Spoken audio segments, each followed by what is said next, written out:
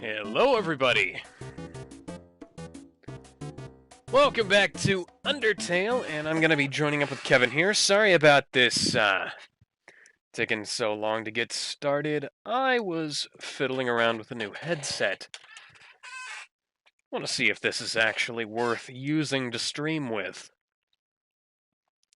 If not, eh. Hello?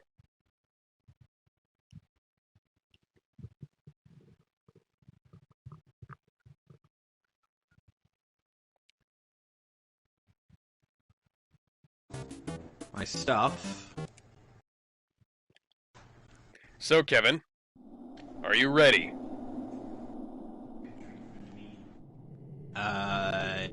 Yes, I feel like I've been ready. You're ready? What's up with your mic? Oh, this is me using a different headset. Like, I didn't feel like hooking up my, my Yeti for this, so I just decided, I'll try this. Speaking of which, Fran's gonna be getting himself a Yeti. Oh, cool. So now all three of us could actually sound good. Yeah, this is actually a Logitech headset that came with a keyboard I bought. So I'm just trying to see if it's worth using to stream with. It still sounds alright. Yeah, I might just wind up using this. So, I guess you're ready to rumble!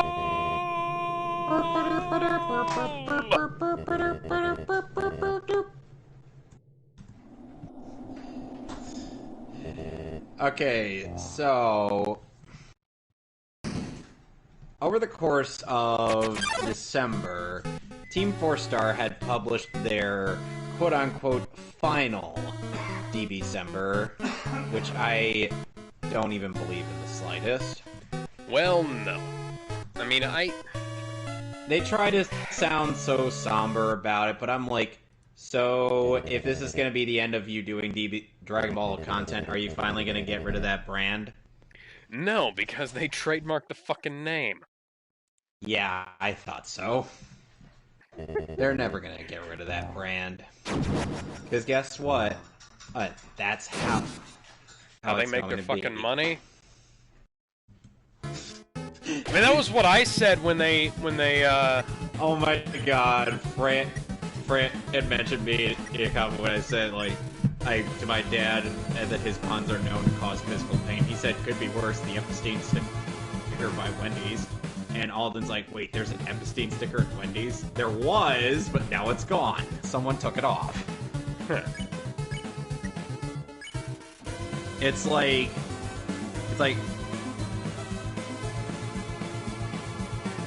some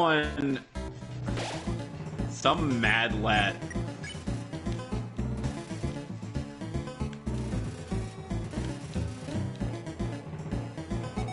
lad was like, oh, let's put up a sign here. Okay, so instead of just doing the usual, why we're not fans of Scott Kaiser-Neko Frericks. Scott the Tool Kaiser-Neko, as his full name must be. He'll try to come off as sympathetic, but I'm like, yeah, no. Oh, we can kind of see through the act. Well, the thing is, when he talked about why they were quote-unquote discontinuing DBZA, he went on this fucking tangent about how, the Team 4-Star YouTube channel is the biggest thing they have for their fucking brand, so if they lose that, they lose monetization. And I'm just like, bro, what is wrong with you? Well, yeah, of course, it's got however many subscribers, but the thing is, you can keep bitching about that and talk about that being a reason why you don't want to keep making content that'll get you a copyright hit. But the thing is, legitimately, it doesn't fucking matter to these people. It really doesn't. I have had these YouTube guys videos. Have gotten their channel taken, after season 1, their channel got taken down. Yeah. Flat out taken down, and yet they were still, and they even have their friggin' website, so if anything, there's no consequence whatsoever to to their YouTube thing getting taken down because they have a whole website. Well, that's the thing. That was what little Karibo did. You know, he had his website as his backup, and he had the YouTube channel. Well, and people, you know, started going after him in the YouTube channel, deal with the you know, the copyright takedown stuff.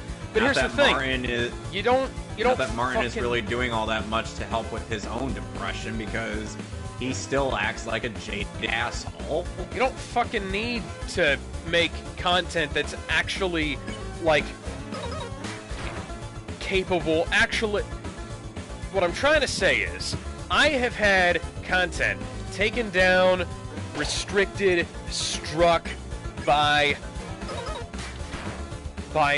quote-unquote rights holders who didn't even own the god YouTube as much as it is a problem with... If something is blocking my pathway behind me... Yeah, with the people who are claiming the stuff. And... Yeah, oh, you mean like that one guy that ended up claiming my Metroid Prime 2 Echo was for audio that wasn't even in theirs in the first place, because I'm like, this game came out in 2004, and your claim is from something in 2007. Same thing happened with my Final Fantasy VII. I tried to explain to YouTube about that, but they didn't remove the claim. Oh, I just send them like an angry email every time that happens. It's like, hey, dipshit, do you mind taking your goddamn motherfucking content claim off because you're acting like a fucking retard, you know? Like, come on, come the fuck on, come the fuck on. Yeah, well, YouTube is run by... Yeah, well, YouTube is run by idiots. Yeah, and I don't hold back, but here's the thing, like, as we've found out, it doesn't matter who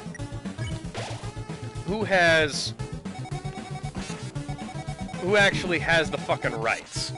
Because, like, you know, Team 4-Star will run afoul of somebody who will take down something that they've done, and it'll be something, you know, what does Team 4-Star in won't be an abridged series, because it'll be, that YouTube channel will go down because of a takedown from some chuckle fuck who thinks that they can get away with claiming something they don't fucking own, or they don't have the fucking rights to.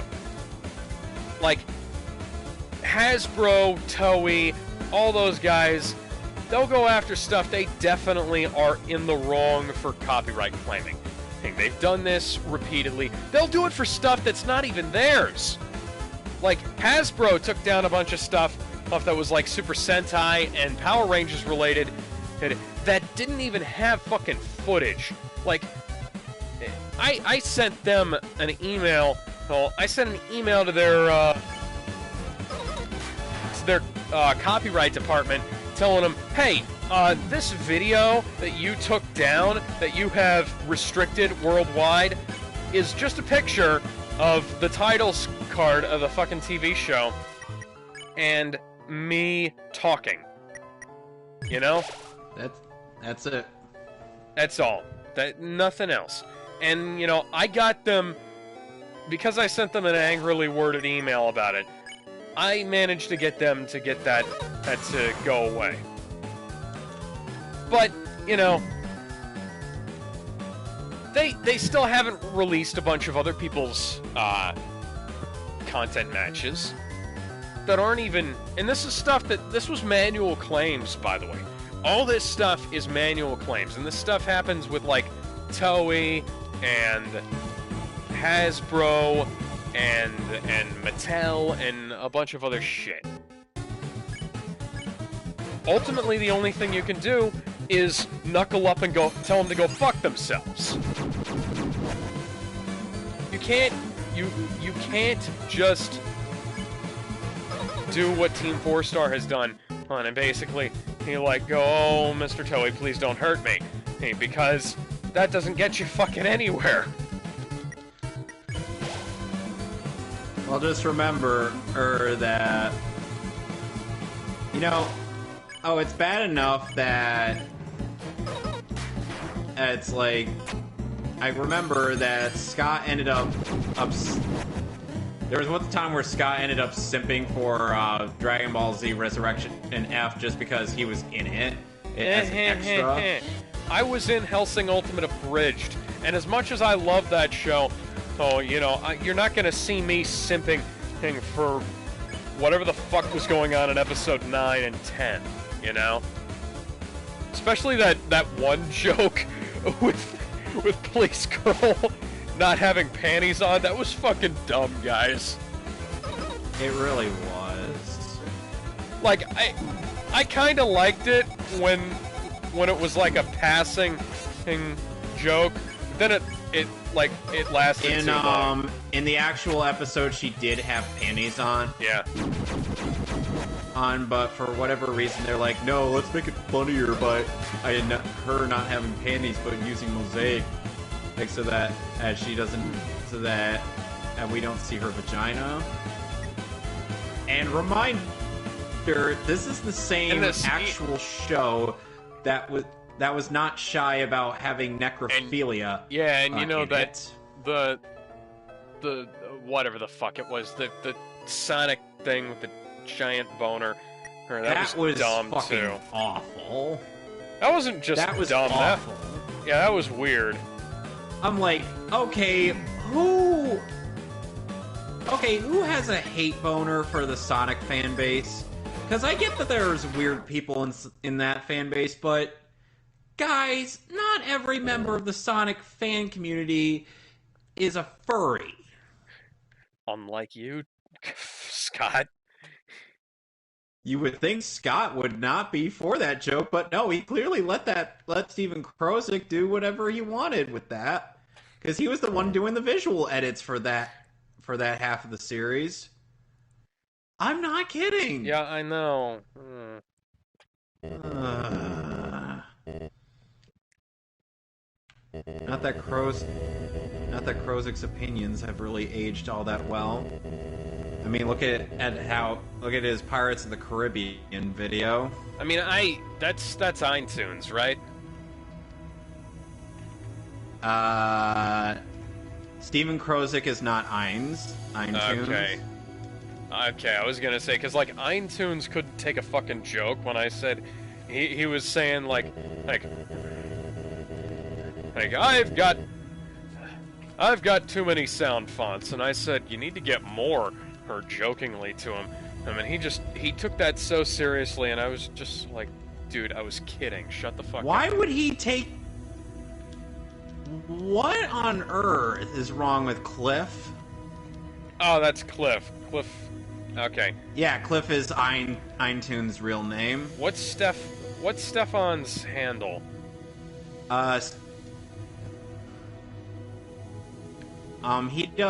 He did a bridge on Titan. Okay. So you could find him through that. Why, quick question, why the fuck did a bridge on Titan and a slap on Titan and all those go completely unscathed while TFS's Attack on Titan Abridged didn't? Oh, and Scott starred in a bridge on Titan as Levi. Even making the Levi's squad into a barbershop quartet. Oh yeah, I'm also gonna mention something here. Scott once private messaged me on Twitter asking me to take a tweet down on asking him about the fucking Dragon Ball Z Kai thing, and I was like, dude, my tweet got like 3 views, and that video that I linked in Wait, what was the tweet about? It was like it was the there's that video of TFS in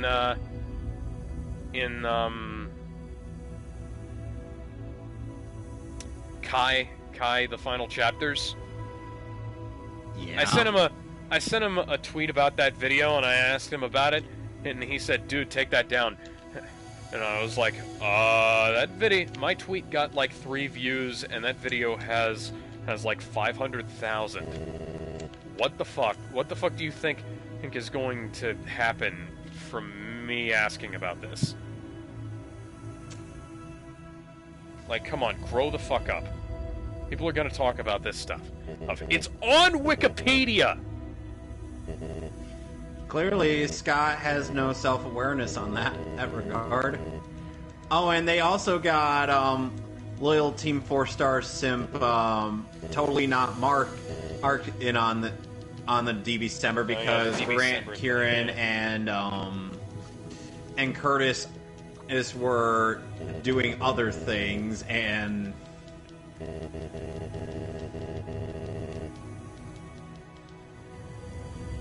and Curtis was doing like VTuber stuff.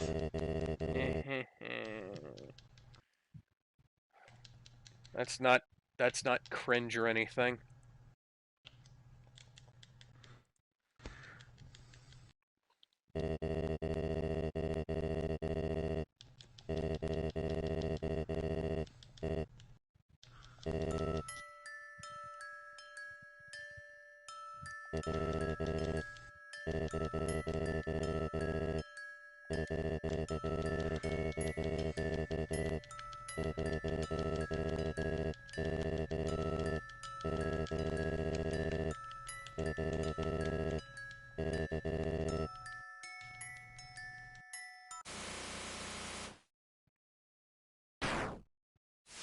Oh no. Ooh, no. Okay, so getting on to what I did want to discuss, their list on the top 12 Dragon Ball sagas. Yeah, you've been messaging me about that, Al, throughout the month. I wanted. Yeah, I couldn't help but look at that and think, gee, you guys are both predictable and more of a bunch of contrarians than fucking me. Okay, so let's go over the list as in the order they gave. So first we have, well, why don't we give our opinions on this? First we have the Future Trunks saga, aka Rock's Fall, Everyone Dies. That was at the bottom of their list, right? Yes. Okay. I mean, is that like, are they counting that as like Future Trunks as in like all of the Cell Saga? No, as in in Dragon Ball Super. Okay. That's I kinda understand a little, but like there are worse sagas of Super. Alright. Well, here's the thing. And I wasn't like from the word the word go. This was certainly an interesting arc at the start of this. At the beginning.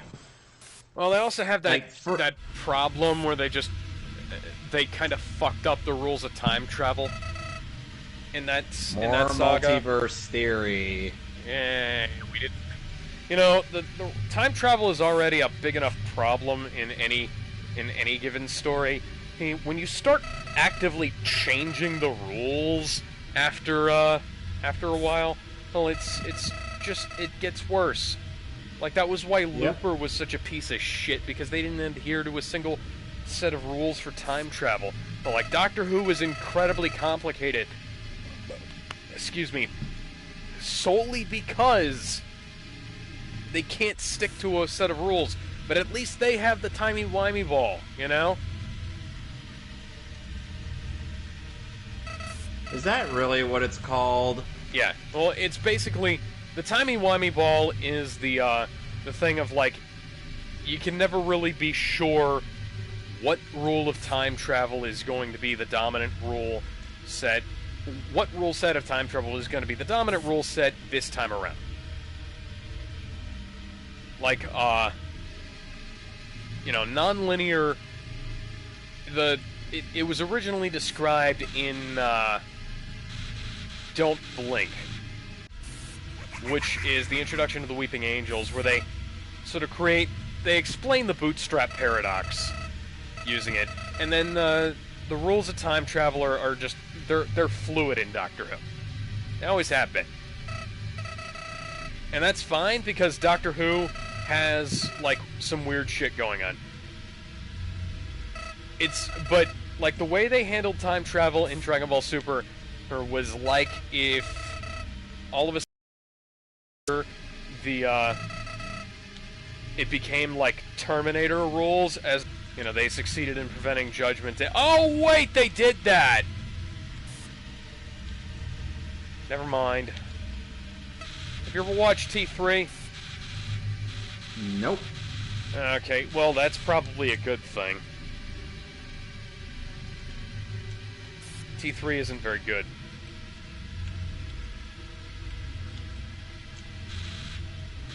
So I can tell.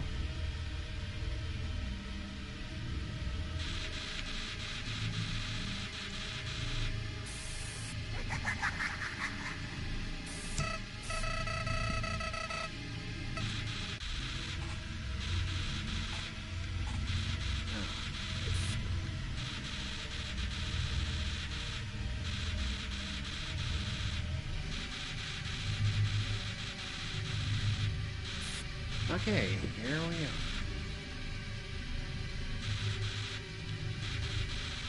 Run, run, run, run, run, run, run, run, run. What was the next thing on their list? Okay, so, and the thing is, it's like, after a while, I was just like, how is this saga still going, and who the hell is this Zamasu idiot?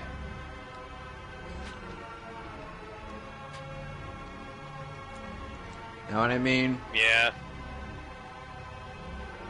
At least it's not as long as what do you call it? The ones where they Universe tried Survival?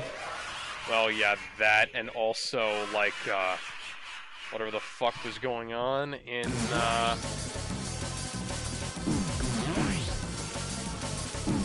In what? In the Resurrection F. Yeah, the Resurrection F arc, yeah. We don't talk about Super's adaptation of the movies. Because those look like ass. Yeah, that's like if you, in the words of that one of some of the people who critiqued Gurren Lagann in episode 4, it was like looking at an anus and staring at it. What the fuck? That's an actual critique of episode 4 of Gurren Lagann. Because the animation was that bad.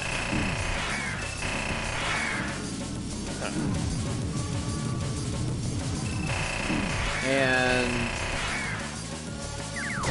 then it's like they could have ended it either with Vegito Blue defeating Zamasu.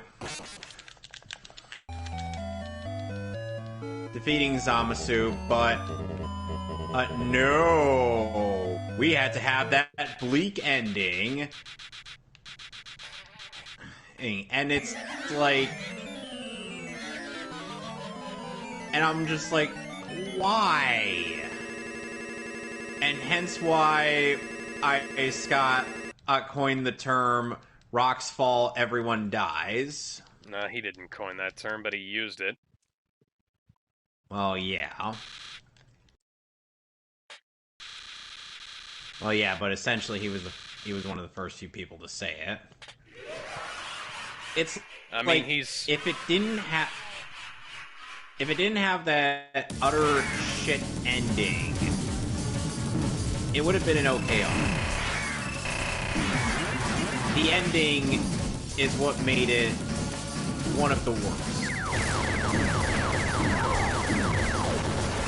Anyway, next up is the Pilaf Saga, aka the original saga of Dragon Ball. I wouldn't put that far down, but you know.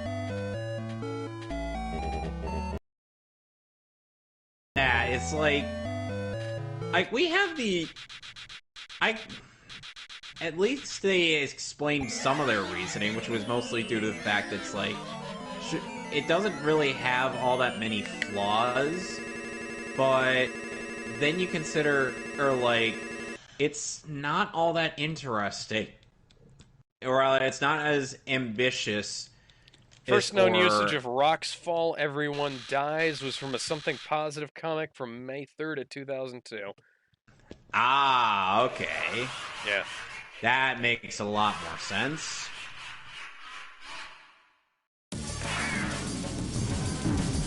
That comic is now old enough to vote.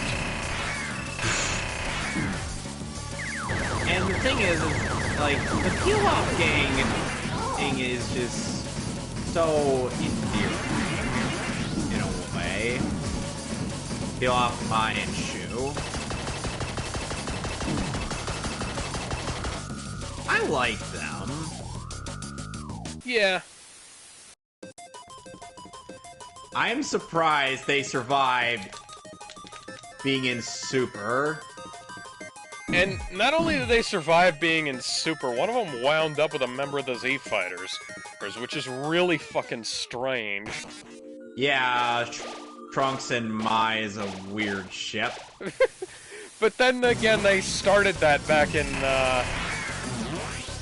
way back Battle in, of Gods? yeah, Battle of Gods, and that's like, okay. Yeah, that's not gonna raise any red flags.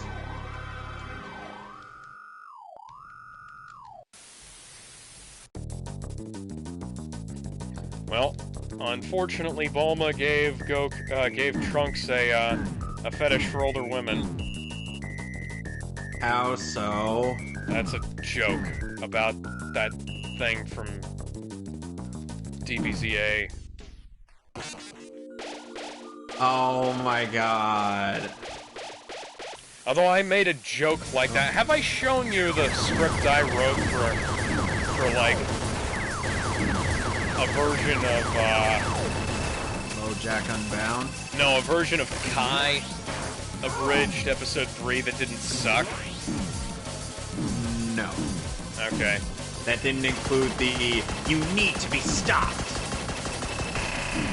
I was thinking more didn't include the weird meta joke, but, you know.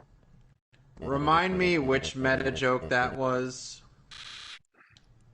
The meta joke about how it took like 2 years for episode 60 to come out.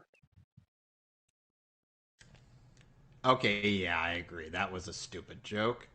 And then with the also subsequent really stupid joke of the what you call it, of Android 18, not 18,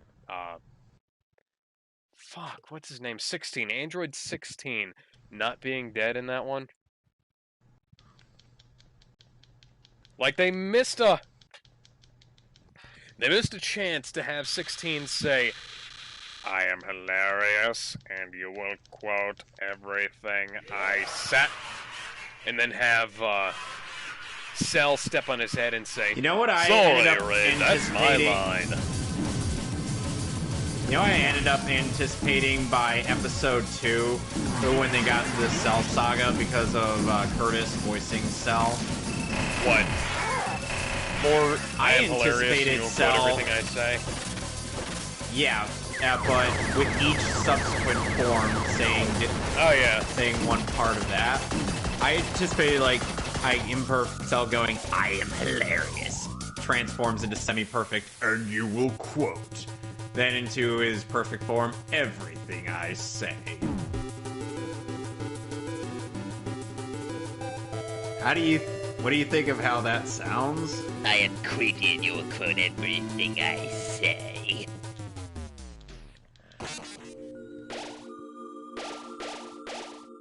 Anyway, hey, it's like. Anyway, I get why, but at the same time, really, people, the Elof Saga that low on the list? Yeah. Like, I get that most of Dragon Ball is technically better than that, but could you maybe have put, like, some of the filler shit down there? Like, oh, I don't know, Garlic Jr.? They didn't want to do any filler or sagas. Garlic Jr., Clone Vegeta, things like that. They didn't want to do that. They wanted to do plot relevant. Okay. So that also meant no GT, hence why Kieran didn't want to participate. Except the fact that GT technically is still canon because it takes place after Dragon Ball Super. Don't ask me how that works. I don't get it. Yeah, but Scott hates Dragon Ball GT. Just remember, I can't remember how to beat this boss, so I have no idea if I'm making any progress whatsoever. Speaking of which, I'm going to be going up against the boss in a moment. Anyway.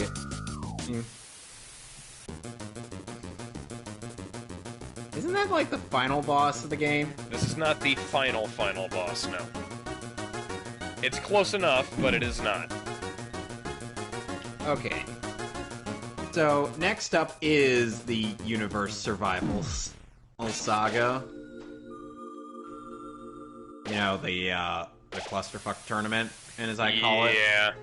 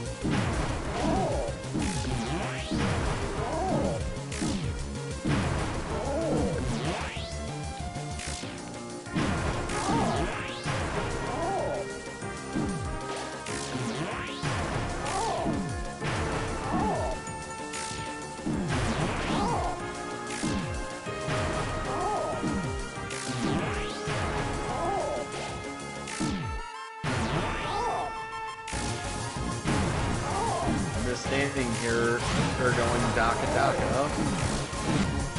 You're just standing there, menacingly!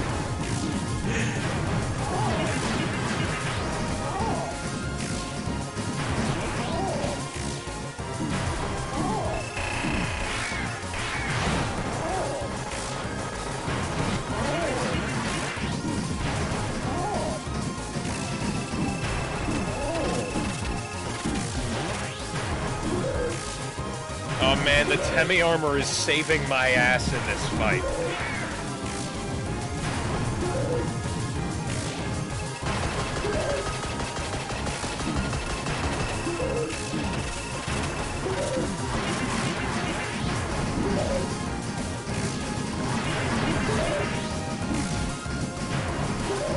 Oh, I killed the boss, and I leveled up my style.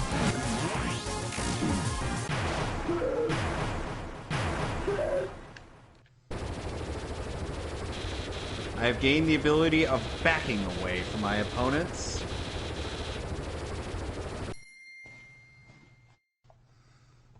Which is not what I'm prioritizing on. God damn it, troll face, Flowey.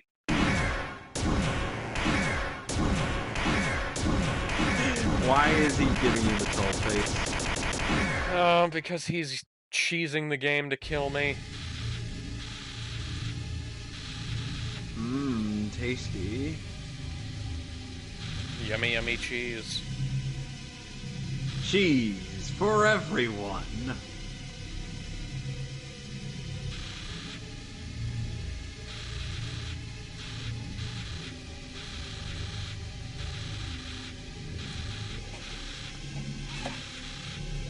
So what was after Pilaf?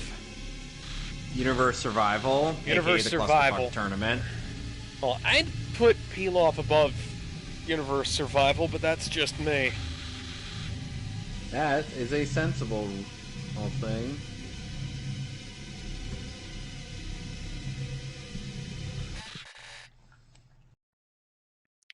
What about you? Now,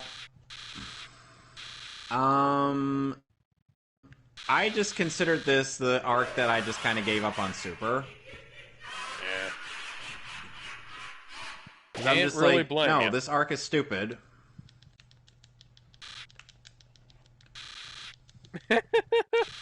His rage I don't face care is about bleeding Ultra out of the Instinct. TV. No, not really. It's a neat, stupid-looking transformation, even and early on. I'm like, no, this transformation is stupid. It's the Whoever most basic designed it- transformation, too. It's not even a transformation, it's just And Goku yet with it's a number 2 white on their aura. transformations list. What the hell? I don't Above Super Saiyan 2! I don't care. Above Super Saiyan 2. Hi, Sans. Yes, I win. Yes!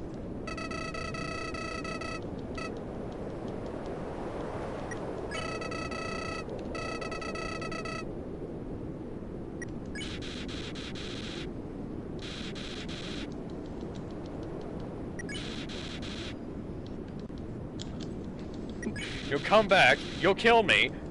Oh. Like you've done 1,000 times before. Yeah, I'll just reload.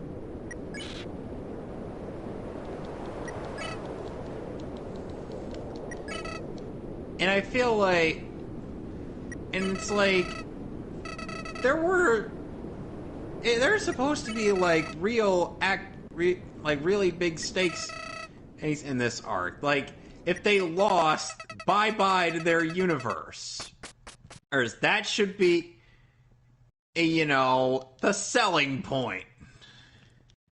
And also the kick-ass theme song on Limit Break.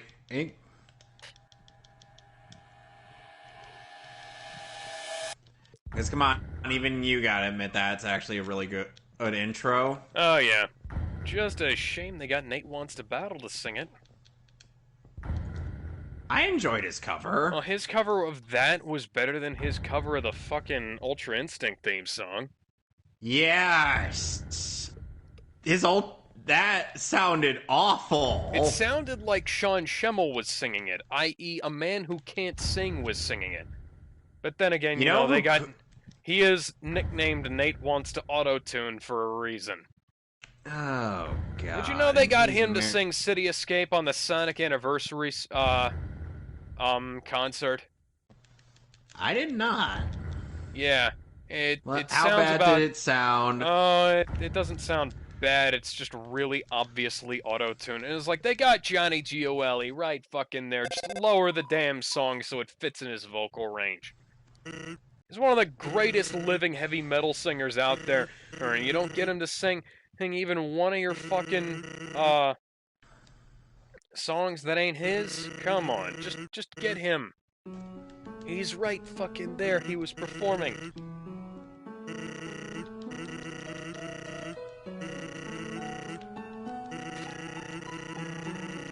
Oh yeah, I got the Queen ending.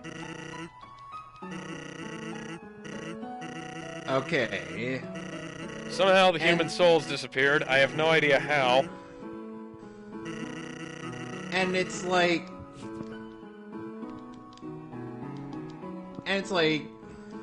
in case you're wondering why I gave up on the Universe Survival arc, it's just because it's like, you're throwing so much at us, and you've even shoehorned in a new, uninteresting rival for Goku when we were setting up a rematch between him and Hit. What was even the point? Well, that's bad writing in a fucking nutshell, isn't it? Oh, and then they kind of rolled down their panties and took a huge dump on the Super Saiyan by saying like, "Oh, it's a strange tingling in the back." I'm like, "Oh, go to hell, guys! Go straight to hell!" Go directly to Hiffle. Do not pass go. Do not collect 200 Zenny. Wulongs. It's Zenny. Yeah, I was rewatching Cowboy Bebop, the good one, and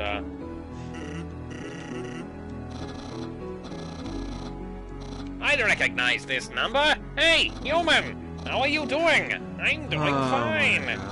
Well, besides one thing, the Queen disbanded the Royal Guard, since we don't have to fight humans anymore. Wow, I have no idea what to do with my life. But that's okay, because I'm still working hard, even if it's on nothing at all. Nothing at all. Nothing at all. Nothing at all. Yes. So don't feel bad. Papyrus is fine. Undyne is the one that's got it bad. She lost a job. He lied as easily as he breathed. Then she lost a house. It was sad, but we're taking care of her. She lives on our couch now. It's like a sleepover every night. A sleepover there's no escape from. Oh, we gave her a job too. Sans hired her at his illegal hot dog stand. I've never had this ending before. This is new to me. Like, I've gotten a neutral ending, but I've never, like, gotten, like, neutral pacifist. She hates working there, but she makes a mean hot dog. Yeah. Oh yeah. She still blames you for the disappearance of Asgore. I mean, it was technically my fault, but not really. She talks to me a lot about getting revenge on you. She has a ludicrous plan to cross the barrier and beat you up. To be honest, I think it's impossible. But I'd like to believe it's not. Because I want to go with her. Then I'd get to see you again. Even if I'd have to fight you. Well, keep your fingers crossed. And keep in touch. It'll make our plans easier. Bye! Aw. Papyrus, you're such a cool dude. And here's Flowey. Asking why I let him go.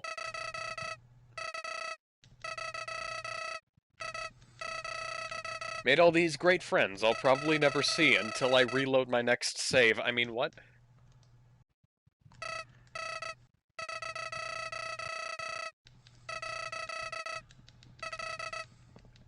If I'd gone through without caring about anyone, I wouldn't have to feel bad now, except I'd feel bad by myself, because, you know.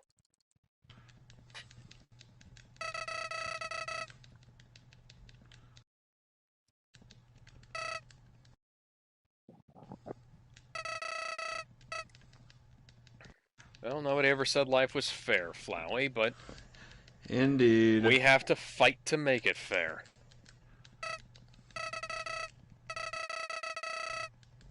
What if I told you? What if I told you that the new Matrix movie was absolute garbage? What if I told you I never once actually said that line? What if I told you the new Matrix film was absolute garbage and Keanu Reeves only appeared in it because they begged him to? And they gave him a giant paycheck.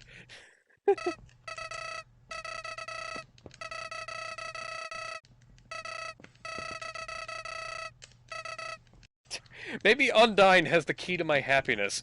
Because, God... Flowey, you do not know exactly what that means to me.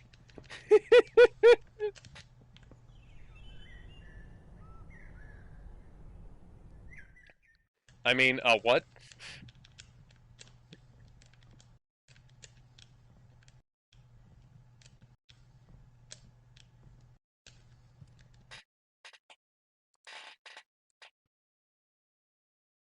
Ay, ay, ay. Fighting Jester again.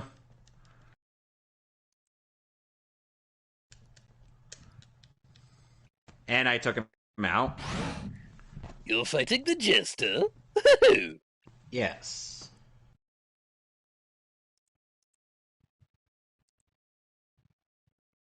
Ay, ay, ay. You can smack your ass all you want. That's still not going to make me think that you're a threat. What are you fighting, Mika? From Street Fighter? No. I was fighting Jester. That's literally what he calls himself. I was kidding. But And that is now something I'm Mika does. fighting the Chariot. Or did. Until...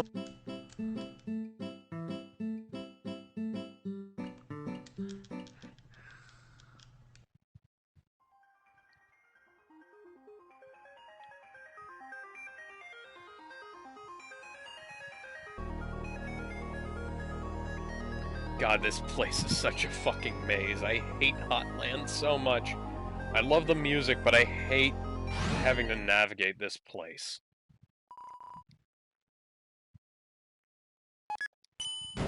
And now we're transported. By the way, this horse is what gave Dante in his part of the campaign in the Quicksilver style. Quicksilver. Which basically gave him the power to freeze time. Yeah, I was gonna say.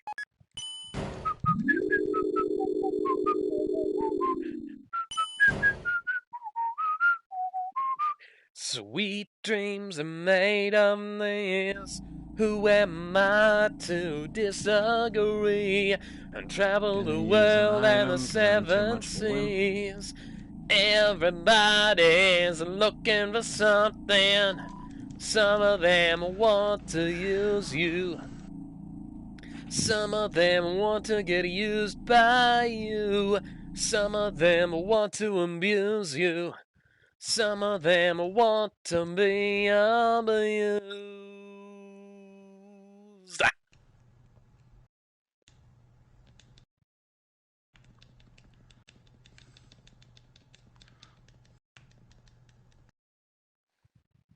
You know what Magneto actually says to Virgil in MVC 3? What? He's like, "You remind me of my son. Let's see if you boast his speed in battle." Huh.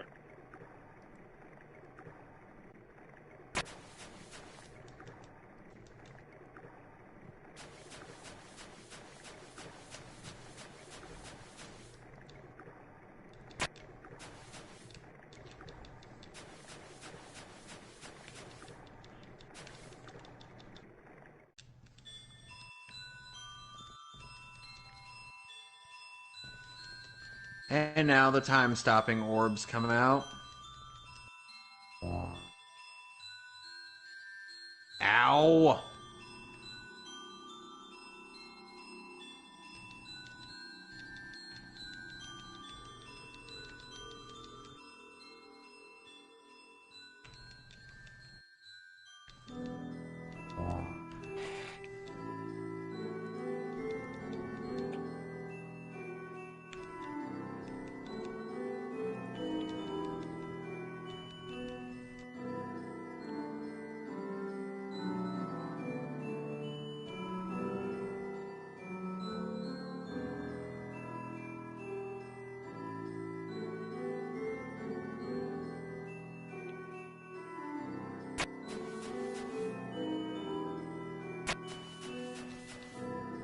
And Virgil killed the pony. I wanted to ride the pony. No. It's a time-stopping pony. That just makes it better. You can ride it forever. Hey, Virgil is not a fan of Tristan, as you can clearly tell. What? Nothing.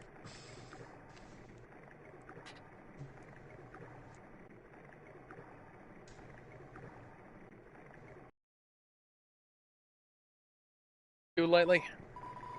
Not really. So Yeah. let's get back to the list. And it's like they faked out 17 dying, and then he comes back. Why do I keep getting spam? On your stream? Yes, I keep getting spam Well, from randos. Yeah, you probably wound up picking up some of the fucking spam bots I had to deal with on Sunday. Yeah, looks like it.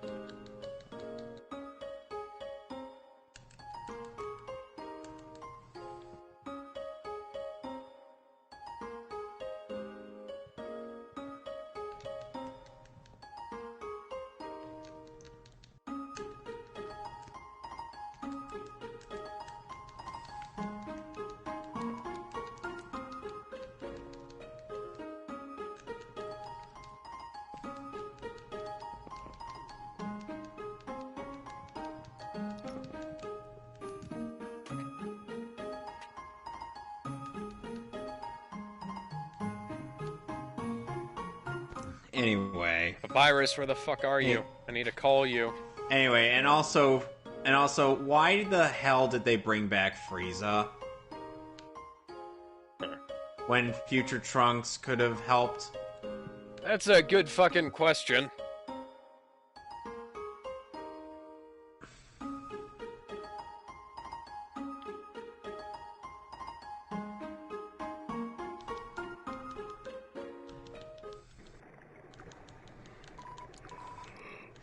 Also, they seemed like they were set on having Majin Buu help out. And then they fucked that up. But no, they didn't want him in the saga because Frieza's so damn popular. He's the goddamn hype.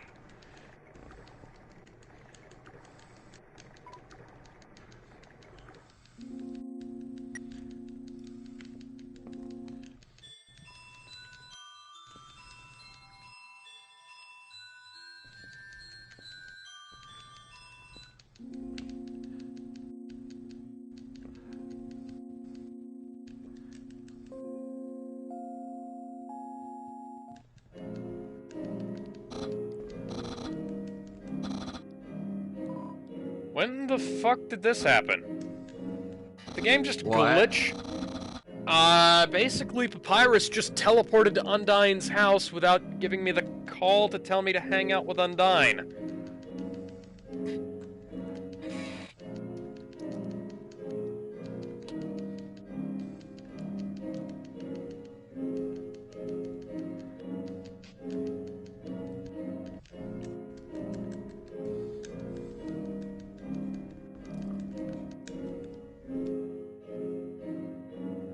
Hanging Let's out. see.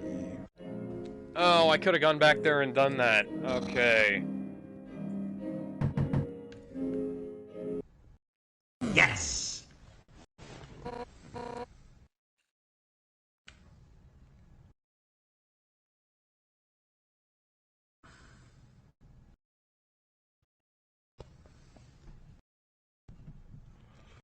Okay. Now I gotta go find secret mission number 9.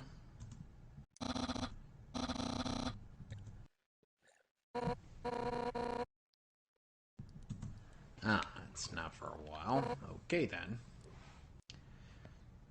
And it's like they tried to recreate the final explosion. You know, the thing that was as one of the most important parts of Vegeta's character.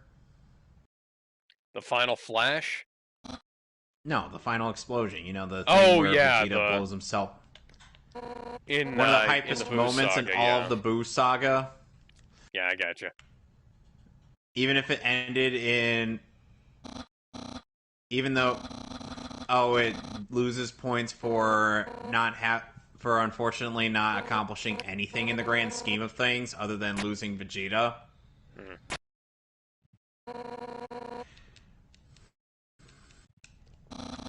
Come on, you gotta admit that was kind of idiotic.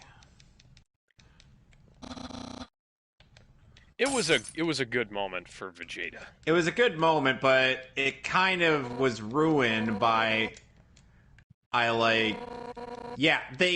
this did nothing.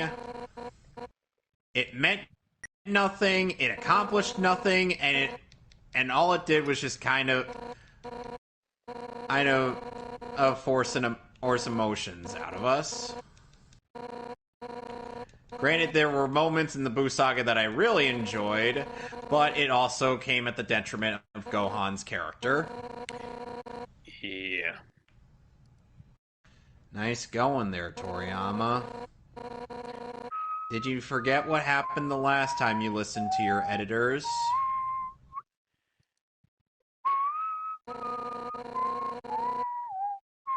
Or did that somehow go over his head?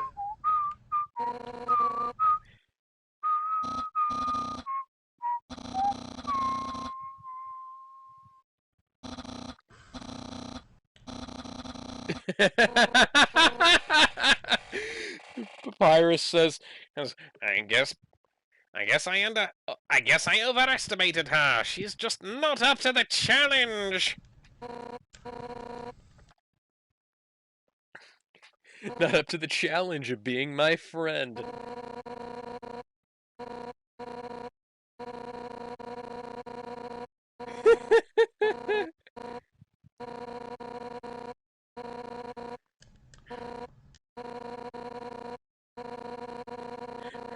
Make you like me so much you won't be able to think of anyone else. Well, uh, you achieved that, 2 years ago now?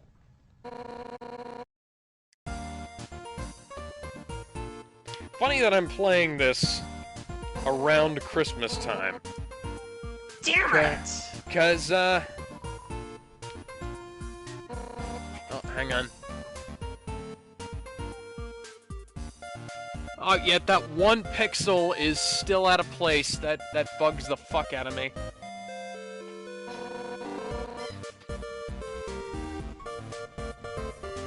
Yeah.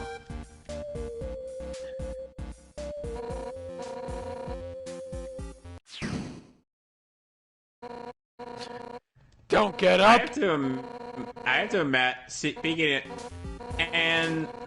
of the Boo Saga, that was their number 9.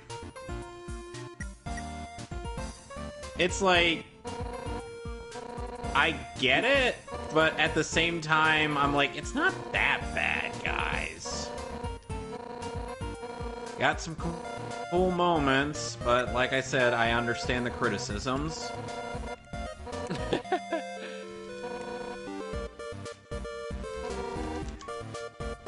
Oh, come on! Sorry,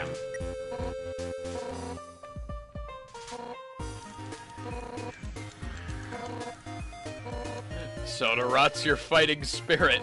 Why do you have it? we don't know. I just remembered the container of hot chocolate is empty. Okay. It's... Undyne, that ain't green.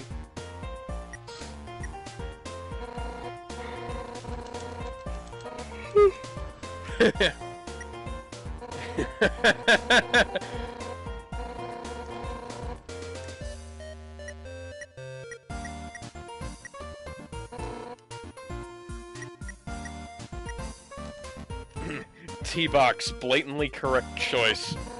Damn it! T coming Again. right up.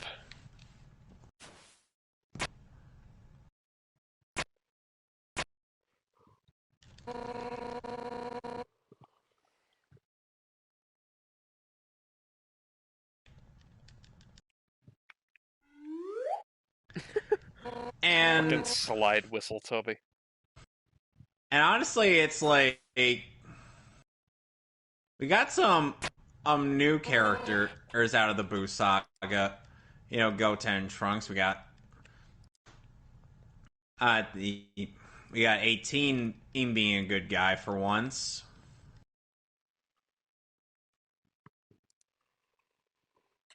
And seeing how her and Krillin's relationship developed.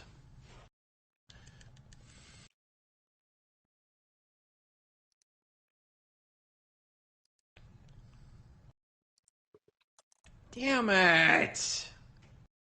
Every time I get to the 3 bombs, I always fail the mission. Anyway, besides the final explosion in Super Saiyan 3, what would you say is your favorite parts of the Boo saga, Alex? And this! I Yes! said besides Super Saiyan 3 because I know you always quote that moment. So that's cheating. Fight you? No. I I'm gonna kill liked you. Goku's fight with Majin Vegeta.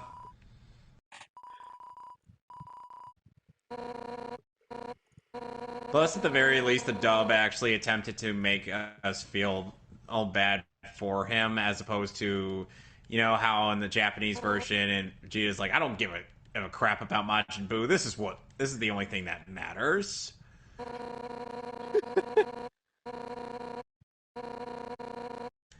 Or as the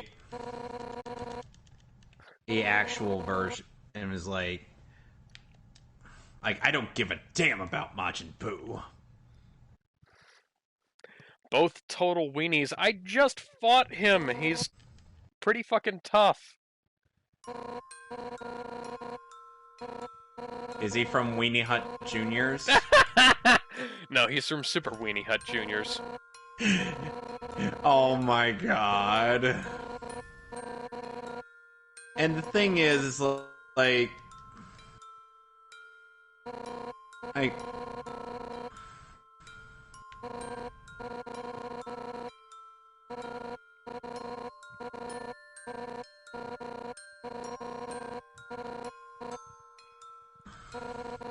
and it was a weird character moment for Vegeta to just kind of give in to Babadi's temptations. Yeah, that was kind of strange. But, you know. Damn it! I almost had it.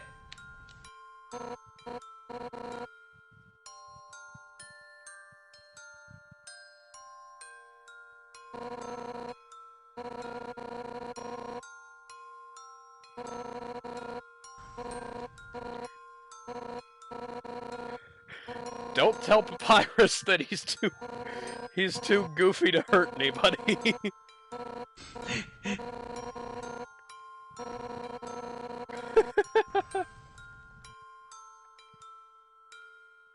Papyrus is technically one of the most powerful creatures in the underground, but Yeah. he's too goofy to hurt anybody. Is the thing. Like he always stops just short of killing you.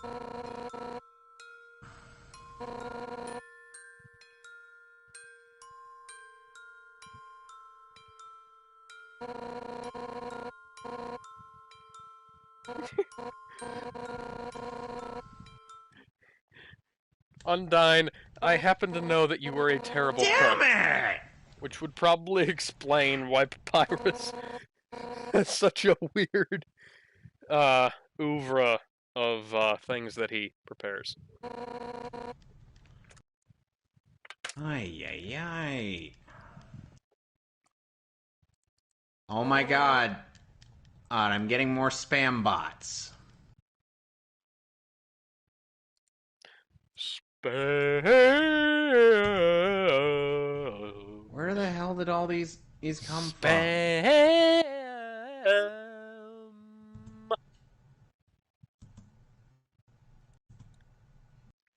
They were sent by Spamton. Spamton! Gee, Spamton! Hey, hey, hey! Ay, ay, ay. Thanks a lot for derailing my stream, you stupid robots. What good ever came of you anyway? That's racist. You can't be racist to machines. Hey, They're they identify as AI Americans. What the?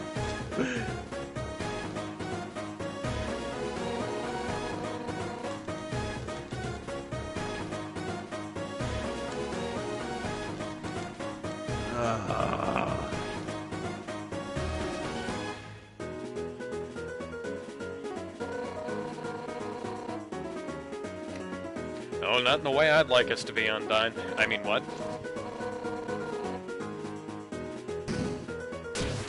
Well, if anything, I could still use this to grind up red orbs. Undyne, why is there a banana going in our sauce? Shut up! I mean, I understand the carrot, but why the banana? Shut up!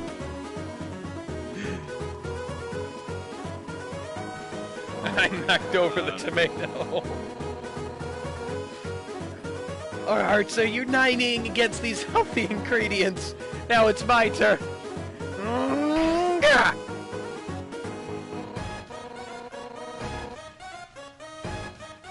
I'm dying. I got sauce all over my face. That good. That means it's working. So then the next one on their list is the King Piccolo saga. The penultimate saga of Dragon Ball. I'd have put that above some of the stuff from Z. Like, not just Boo, but like everything. Like, not everything else, but like a bunch of the other stuff.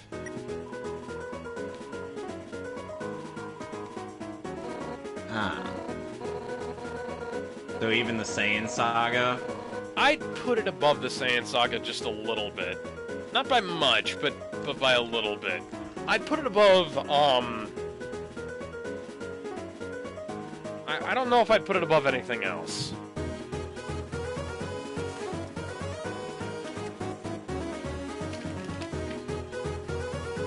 I like to think of the King Piccolo saga as like the blueprint of Dragon Ball Z. Yeah, it really was. I just feel like the Saiyan saga kind of did it better.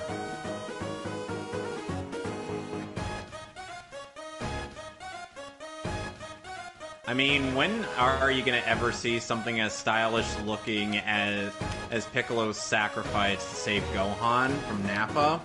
Are you ever gonna see anything as cool as the final showdown between Goku and Vegeta? Exactly.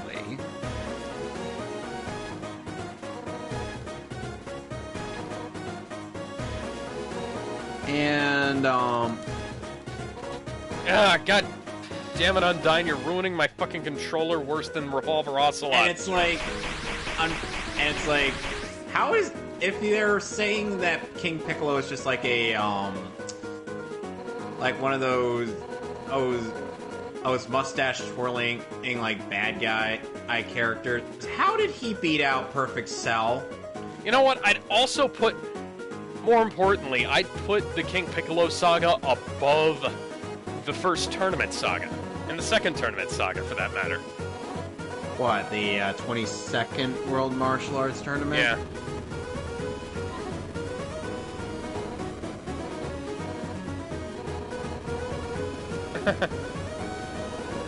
Speaking of which, that's what's number 7. I liked how this arc established how brutal Tien was. You know, before he distanced himself from the Crane School. It just felt weird how he ended up winning against Goku. Like, they both got knocked out of the ring, but Goku was the first one to hit a car. I'm surprised anybody was even there to figure that out. That was such a fucking over-the-top battle. What? The final showdown between Goku and Tien.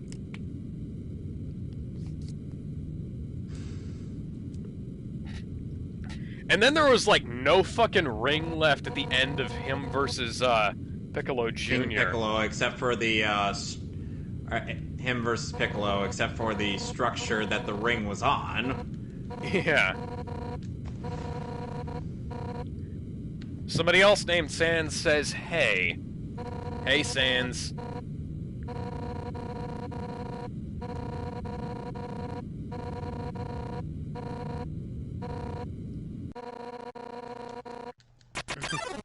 And the thing is that Tien is such an underrated character in Dragon Ball. He's one of the few Z fighters who actually beat Goku in a legitimate fight. Oh, yeah. No underhanded tactics. No usage of any bullshit powers that he pulled right out of his ass. No, he actually beat Goku in a legit fight. And yet Toriyama seems to hate him. Yeah. Two Sans, what the fuck? Hi, I'm Sans, and welcome to Sans News.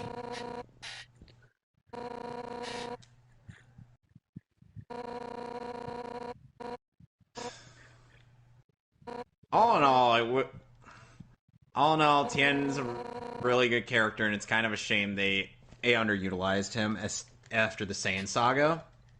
Yeah, he basically, the last cool thing he did was hold off Semi-Perfect Cell from reaching 18, and that's undercut by the fact that Krillin decided he wanted to be a horn dog. Hey, do say I did it all for the Nookie and the Krillin voice. I did it all for the Nookie. That's good, because I can't do that. I can't use the Krillin voice. I can do every other Lanny Pator voice. Only Kelly and I could do the Krillin voice. In your eyes. Like, I can do Vegeta, but Vegeta's not particularly hard to do. And I can do Piccolo, and, again, that's not particularly hard to do. But for some reason, I can't do, that, yeah. Josha says hell and then says hello. Hola. Guten Tag, Josha. Yeah.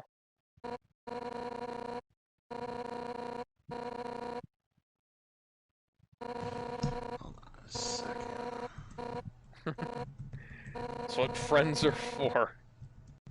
Get out of the flaming house. We'll have to hang out again some other time at a different house. Can we maybe call the underground fire department and put your house out? Nah, it'll be fine. Are you sure? Are you absolutely sure?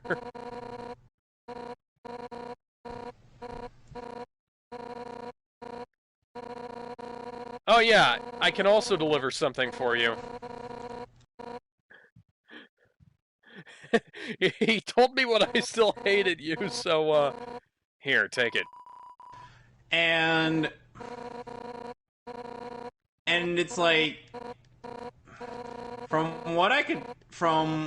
what was stated through Mystery Fusion's retrospective of Dragon Ball,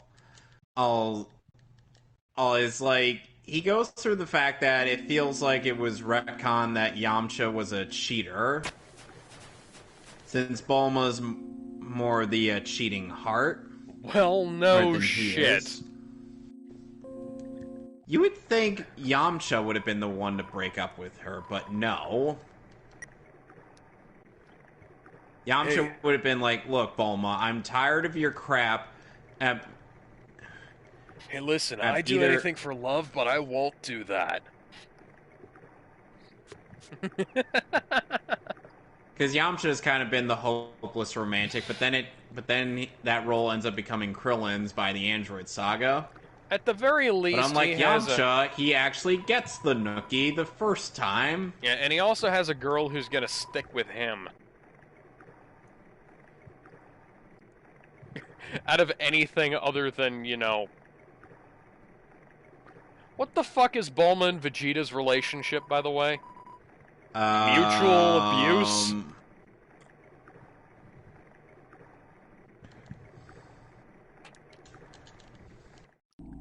Does mutual abuse count?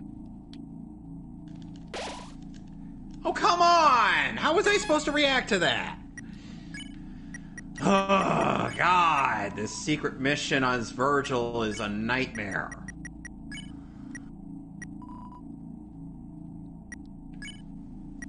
I don't really think it's abuse.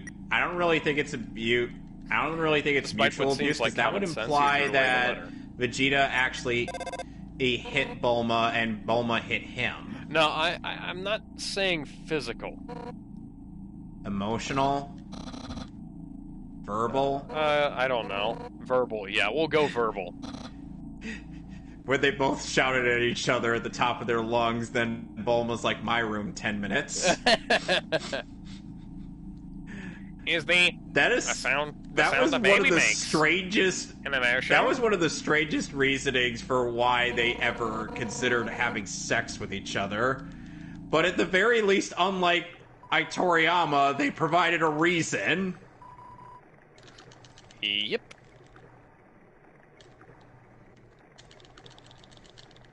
How did I miss?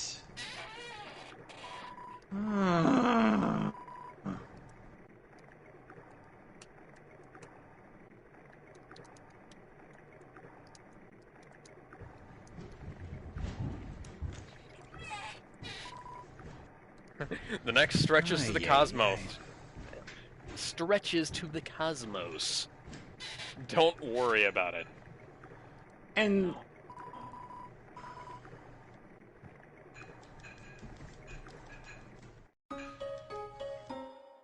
then, of course, Tomorrow's supposed to be the coldest day.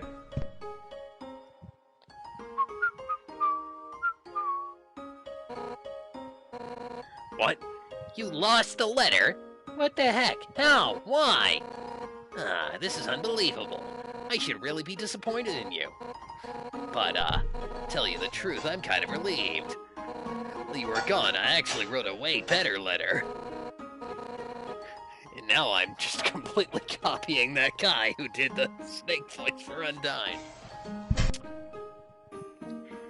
And this time you won't lose it. I guarantee it. You got the Undyne letter EX. Oh yeah? I can't lose it, can I? Oh my god, I'm gonna freaking kill it.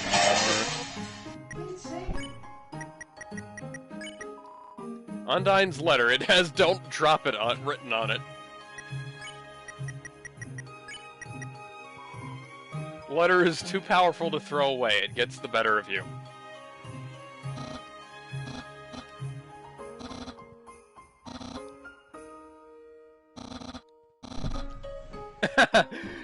Undyne writes a lot of letters, but she can never seem to find the right words. So when she goes to deliver them herself, she always quits so she can go back and rewrite. That's why she asked you, because you have no standards. Yes.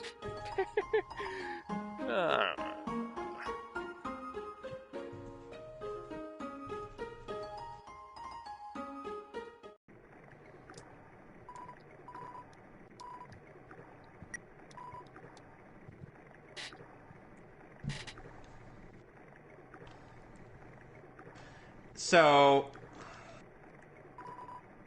yeah. Then next on their list is the Red Ribbon Army saga. I mean, I like the Red Ribbon Army saga, but I'd put King Piccolo above that. I'd put King Piccolo above that. I did love Tao Pai Pai, and of course General Black had to be, well, you know. And then, of course, voiced Scott by had to... Chris Sabat. Yep. On top of, you know, being Japan's stereotype black man. And Chris Sabat doing like the most stereotypical black voice you can fucking imagine. Yeah. Before he did Mr. I think it was almost the same as his Mr. Popo. Popo sounds less racist. Popo just like Bitch, I Popo. ain't going anywhere. Popo isn't just Sabbath doing like a stereotypical black voice. Oh, and of course it has a nice moment when they're at Fortune Teller Baba's place.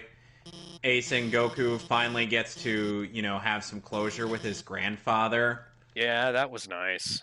I like that. It was sweet. And then we have to end it off with Goku fighting Peel Off Gang and him losing most of everything below his chest.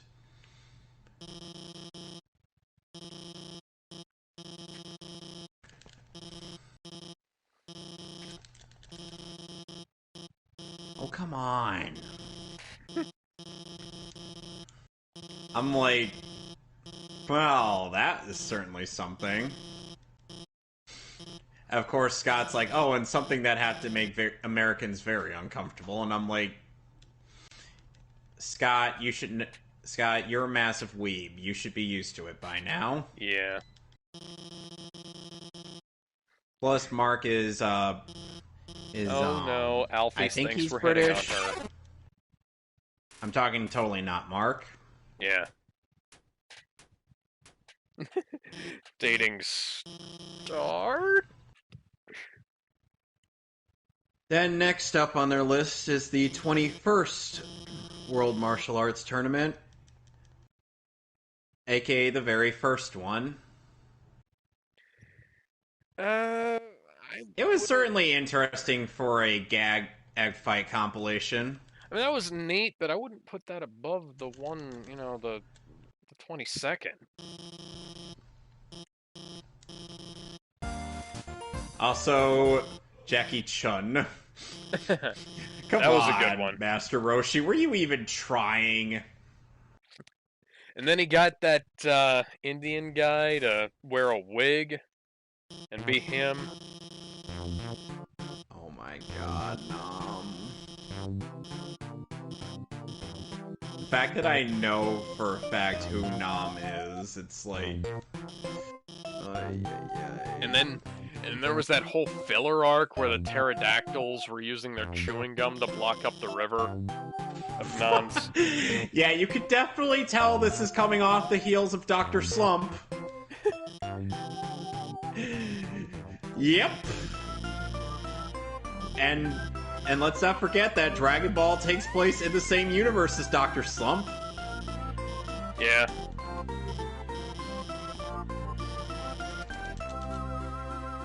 How did I miss the first one?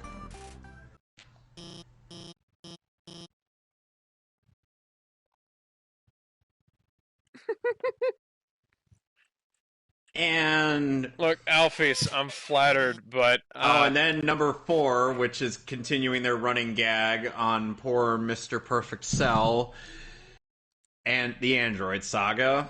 Mm-hmm. Yeah, I get that. I'd put it a little bit higher myself, but Lanny would have had it at number 1. Yeah, Lanny and I are much of the same mindset there. Yeah. Okay, listen, Alphys, I'm flattered course, that you think I'm interested in you. Bulma makes the wise suggestion of how about we take the Dragon Ball, find the Dragon Balls, wish for the location of Dr. Giroux's lab so we can nuke him from orbit. Everybody be like, but why would we do that? I'm like, did you ignore Future Boy's warnings? Yes, because if we'd actually listened to him, there wouldn't be a plot. If they'd actually listened, there would be no plot. The Android Saga would be over, and Vegeta would not get to turn Super Saiyan. Now, Alphys, I'm flattered that you think I'm interested in you, but I met someone else. Granted, it's still a really good plot, and I love of Cell all the pieces, Oh yeah, but I get the criticisms. she's a tall, muscular fish woman with red hair. Number I three mean, what? is the last tournament from OG Dragon Ball. The 23rd? Yep.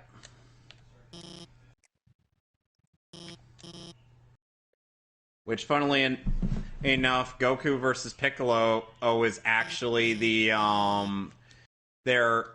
number 2 best fight in all of Dragon Ball. What was their number 1? Z Fighters versus Vegeta. Yeah, I can see that. Where was Goku versus Frieza on that? I don't think it was on that list, period. What the fuck? I love that fight. That's only if you count, It like... took too long for it to finish. Yeah, I was gonna say, that's only if you, like, really count the entire pre-Super Saiyan aspect. Like, once he turns Super Saiyan, things get kinda... You know, it gets really one-sided. Now, here's the thing. I count from the moment that Goku enters the scene to when Namek blows up. Yeah, I'd say that. That's reasonable. How do you even do this mission?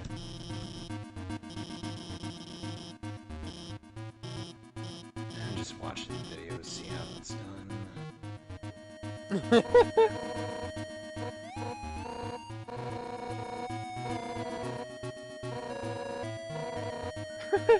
Undyne realized too late, after she'd already rewritten the letter twice, that it might be a bad idea to send me out with an unsigned love letter.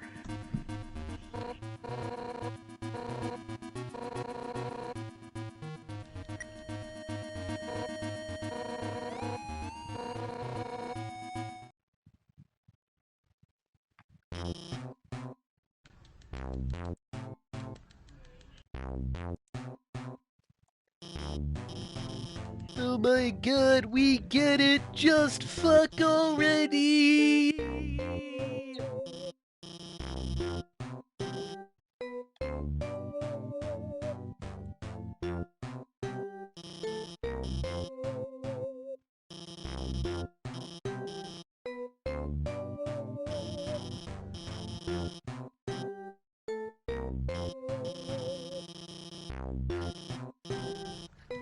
Yeah, it does sound worse when you put it like that, Alphys.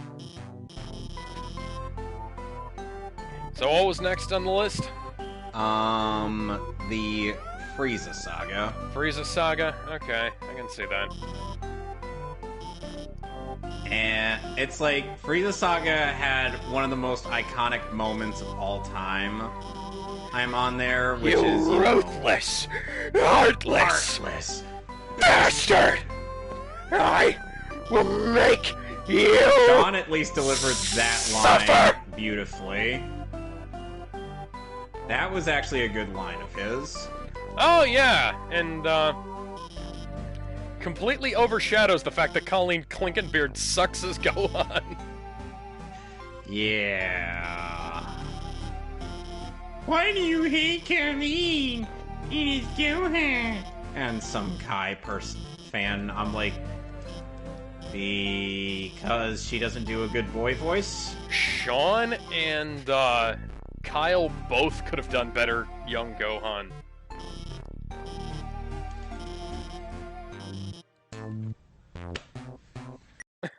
Let's roleplay it. Obviously, let's roleplay.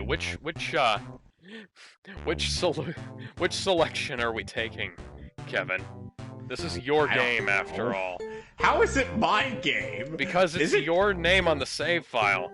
That adds more questions.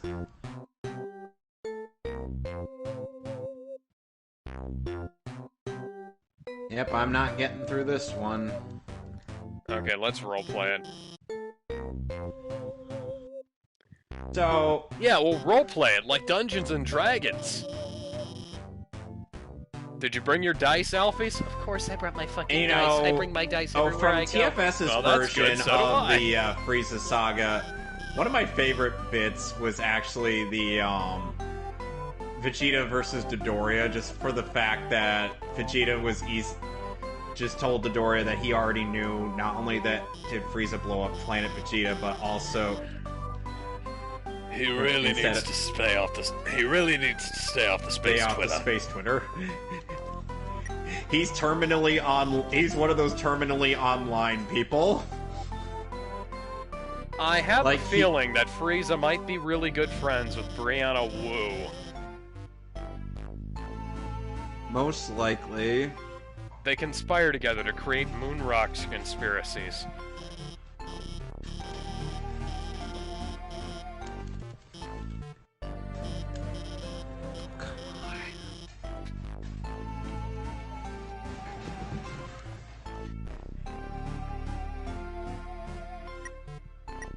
Anyway, and I did love the colorful cast of the Ginyu Force, Zarbon and Dodoria, and of course Frieza is quite the villain. It was absolutely fucking magical reading that for the first time as a kid.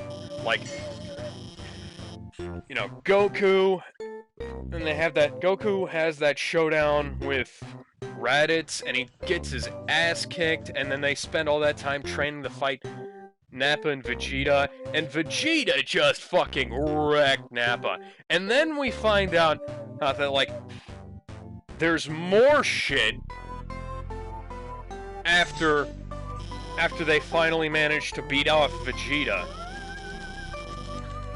So they go off to Namek to get the Dragon Balls, only for fucking Frieza and his goons to already be there. Yep. And it gets insane, and It's like a night. I loved how it was a nice game of cat and mouse. oh yeah, it goes weird places, and it's fucking great. It goes from like this like, you know, shonen battle series to being like this Battle of fantasy Wits. this fantasy based shonen battle series to being like some fucking sci-fi shit, and is like, you are puny, everyone that is more powerful than you guys. But even so, the Z Fighters still keep fucking going. And they manage to outwit Frieza a number of times to a point where they can actually become, like, strong enough to take on the fucking Ginyu Force. And then Goku just wipes the fucking floor with the Ginyus. Well, at least Raccoon and Birder. Now, Raccoon Birder, yeah. Because he he had a would've- hard time with Captain Ginyu. He would have kicked Ginyu's ass if it hadn't been for the, you know, The body switch Yeah, and the him body just swap. standing there and letting it happen. I feel like we should be doing something. Nah, I want a good fight.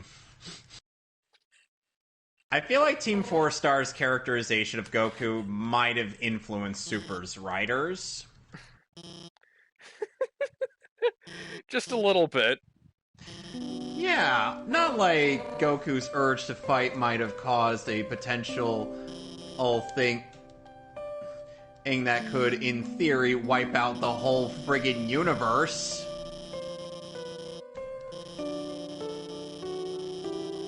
And then we find out by universe survival, oh, it's all Goku's fault.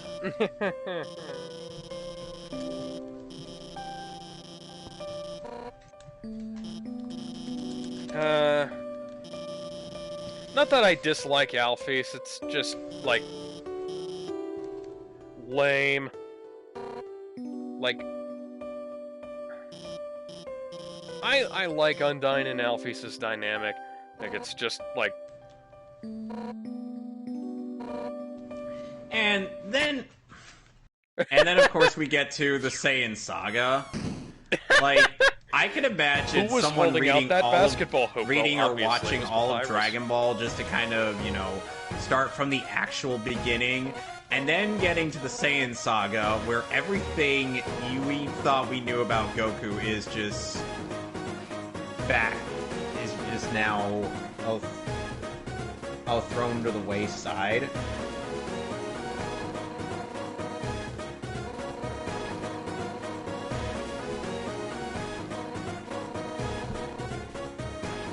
Like, just from Raditz showing up, he's like, oh, by the way, hey, I'm an alien and from another planet. And you, Kakarot, you are my brother.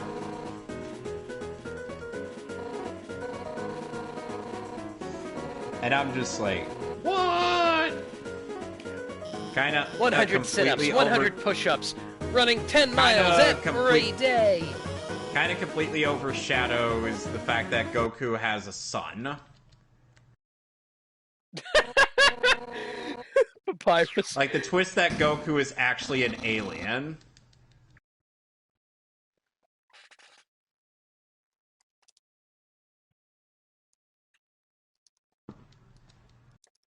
And then, of course, the first time Goku and Piccolo working together to fight a common foe, which is Raditz. I'm like, that was fucking great.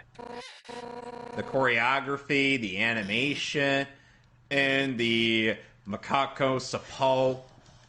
Makan Sapuapaka! Makan Sapuapaka! Double kill.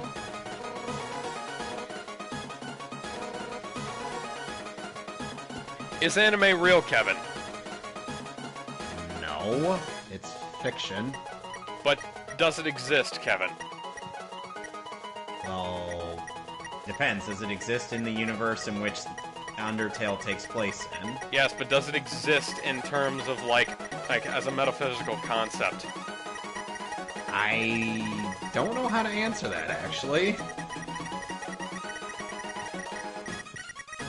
Anyway, and then of course Goku trains with King Kai, which like the King Piccolo saga continues the trend of Goku meeting gods beyond gods. Because we haven't had enough of those, have we? So, does anime exist? Does anime exist, Kevin? I need an answer. Is yes.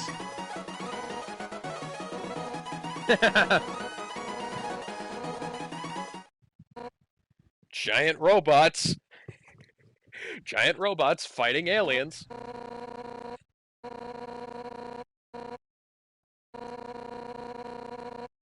And then what? We're on like what? Number 2, number 3? I don't know. No, we're on number 1, the Saiyan Saga. Oh yeah, Saiyan Saga. Yeah, Saiyan Saga's pretty fucking good. But you know, and that's then there's also the fact that the Z Warriors finally get the Z Fighters get their like big moment in the spotlight. Yamcha gets killed because everybody just stands there like a dumbass, like, oh, what do we do? So because of everybody else, Yamcha never lives down the fact that he got killed by a Cyberman.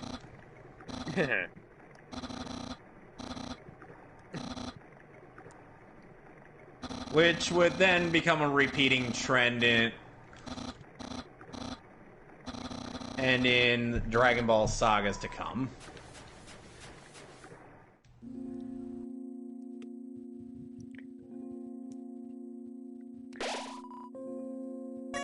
I would have put it as Saiyan, Frieza, Cell, myself. As like the top 3, you know? Yeah. But of course...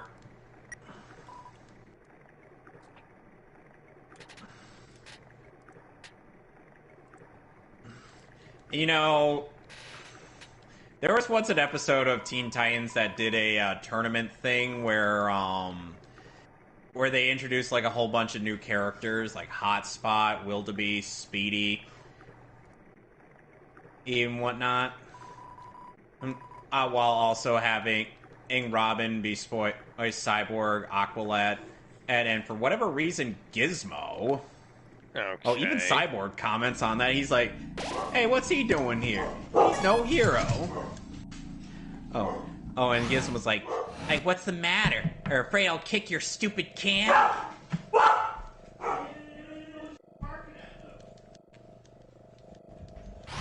And it's like, it was neat, but at the same time, like, really, you put Gar and Wildebeest inside of a cage? Because Gar turns into a T-Rex and falls through the bottom of the cage, and he doesn't even get a chance to fly back up. He just loses, which is lame. Yeah. But then again, that's the recurring trend of Beast Boy getting his ass kicked throughout every episode, throughout most episodes of Teen Titans.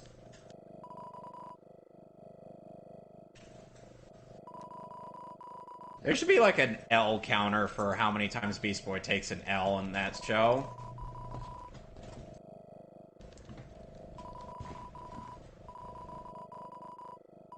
Wouldn't you think so?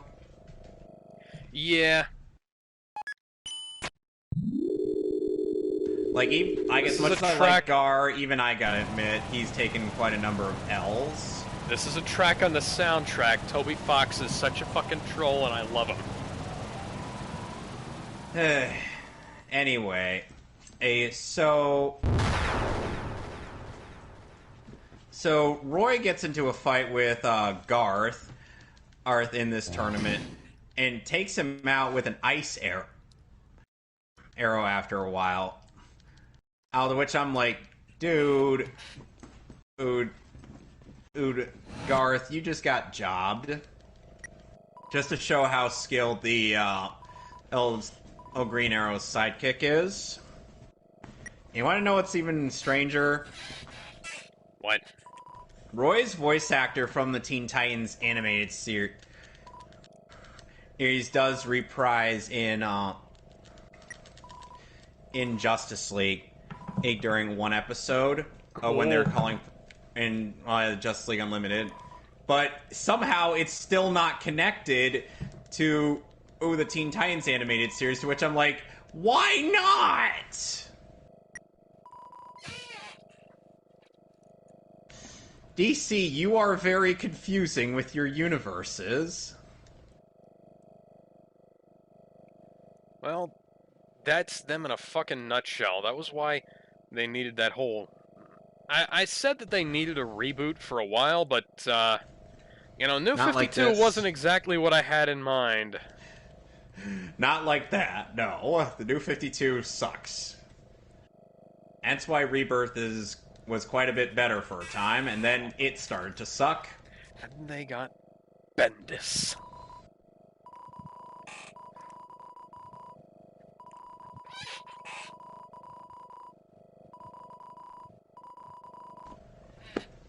How does that make any sense? Oh yeah, I was in a production of A Christmas Carol, which you can find on Jelly Fox Studios' YouTube channel. I play like Cool. 5 characters. What are you, Jim Carrey? What's that a reference to? The fact that he voiced quite a few characters in the Christmas Carol, in one of the animated Christmas carols. Oh, cool. Apparently including I am. Ebenezer Scrooge. I didn't voice Scrooge. I voiced Jacob Marley and some other characters. And Robin goes up against Hotspot, and of course Robin has to prove to be the most hype thing possible, all by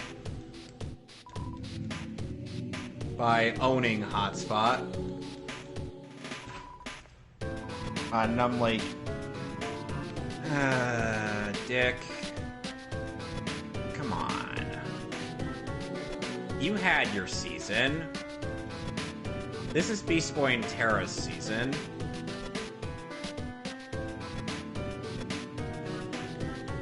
Dick. Dick His has real hardly name should ever be taken an L Cock. in the Teen Titans animated series, even when it's not his focus.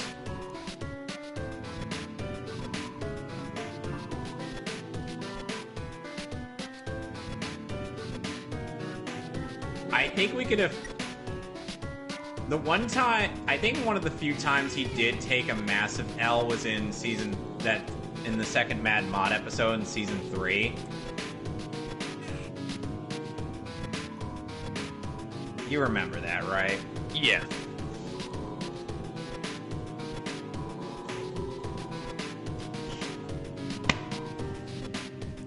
This is such bullcrap. This is serious bullcrap. The operating tables are sticky.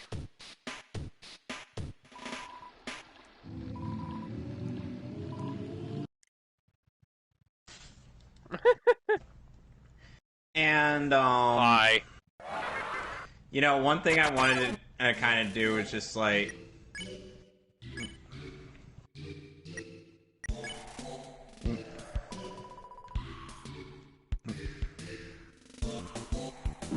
I have to imagine how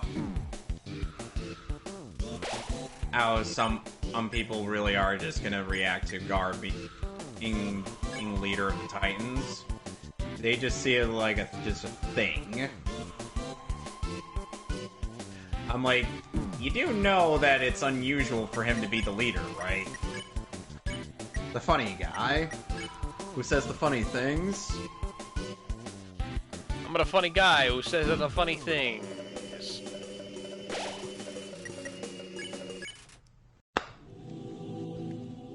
How do I lock on to the left guy and hit the right guy? That makes literally no sense, Alex.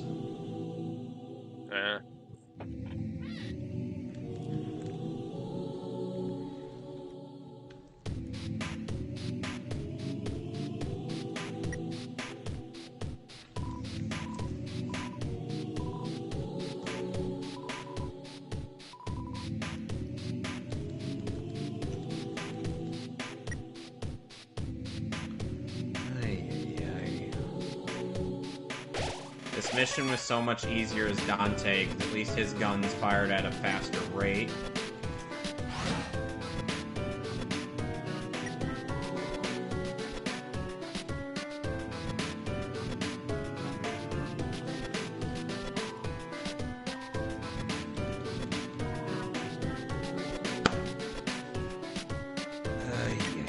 Well, Alphys has embraced her heritage as a mad scientist. That seems peculiar.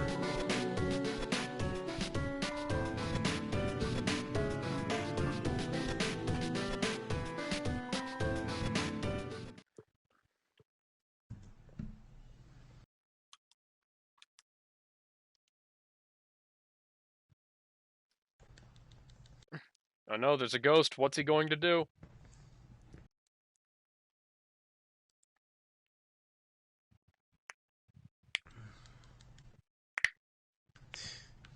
I can imagine some people wondering, are they like, where does this come from? I'm like, did you forget that he led the Titans both in the O3 show and at one point in the comics? Like, it was brief in the O3 show, but still, he actually led at a small group of Titans that didn't seem to have a ghost of a chance of beating the Brotherhood of Evil, and held them off for a good while until Cyborg until Cyborg or Raven and Starfire showed up with the other Titans. And he led them until, well,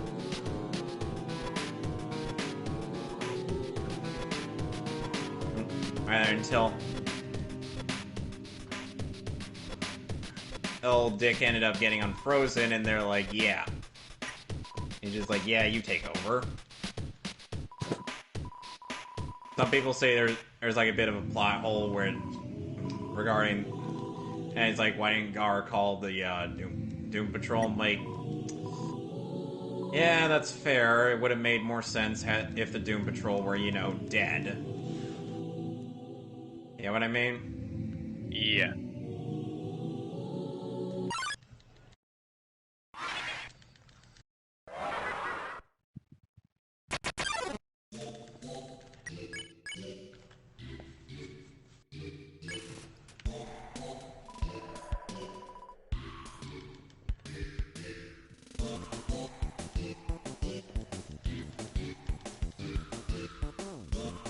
This is some weird shit, but,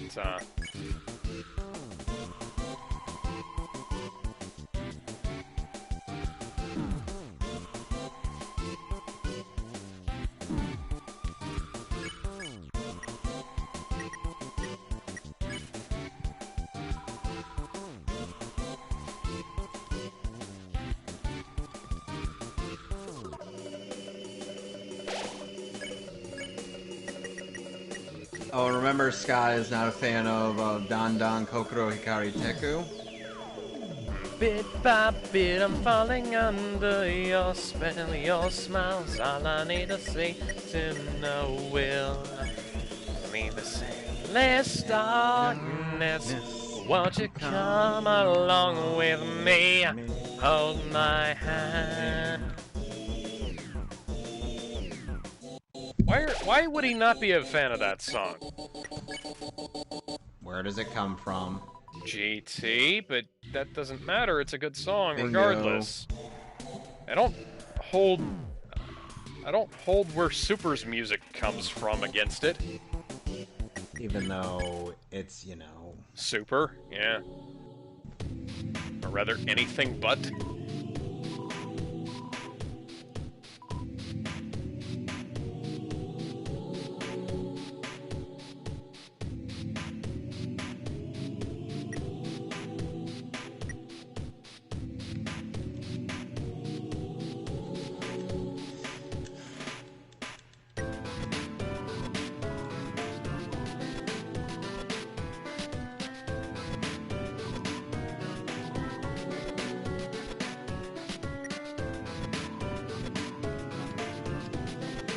Have you ever seen Tom Ska's The Hole?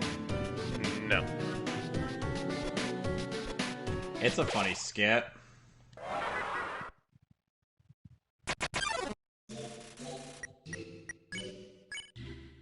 How did you feel about the first intro to Super? No, thank you. Yeah, Scott hated that song too. It's not that bad of a song. It's just not a Dragon Ball theme song, you know? Yeah. Like, compare it to Dragon Soul or Chala Head Chala or We Or Got a even Power. We Got a Power. Or, yeah, or, which, even Fight It Out, which is shit, but it's still a fucking action song.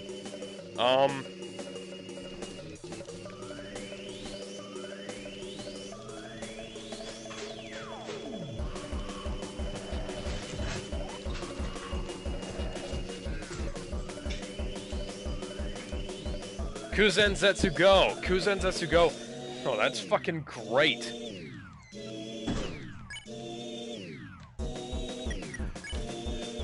Oh, and of course, remember... clearly the only Dragon Ball composer to have plagiarized anything is Kenji Yamamoto. Yeah.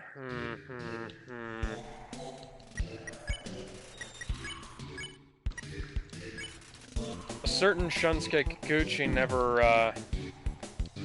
blatantly stole music from other shows or, you know, fucking, other composers or classical music. Except he probably has. Except he definitely has. Also stole it from video games, too.